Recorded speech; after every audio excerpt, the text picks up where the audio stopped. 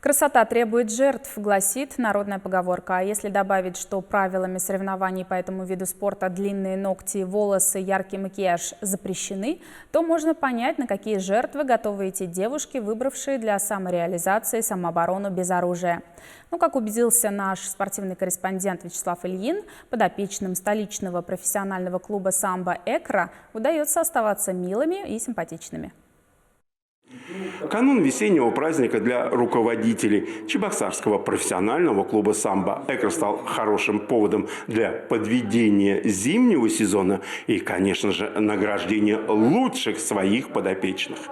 Директор клуба, заслуженный тренер России Евгений Селиванов, встречу начал с официальной церемонии. Удостоверение и нагрудный знак «Заслуженный мастер спорта России» были вручены самой яркой звезде клуба, чемпионке мира, Европы и страны Вере Лотковой, которой удалось на сей раз покорить не только спортивными достижениями, но и девичью элегантностью. Самбо, он довольно-таки жесткий и временами, конечно, мужской, но все-таки я стараюсь оставаться просто девушкой.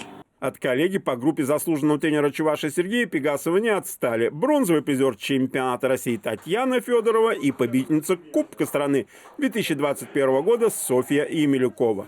Цветы и пока поощрительный приз от чемпионки мира был вручен и 11-летней Кате Молочниковой.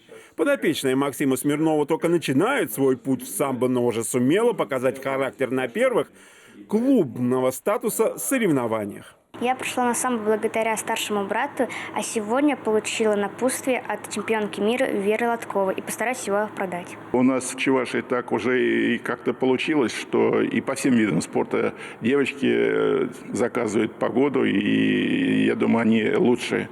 Вот. То же и самое получилось и в самбо. Мы поддерживали и будем поддерживать женское самбо, и хотим, чтобы оно развивалось на международной арене как можно лучше.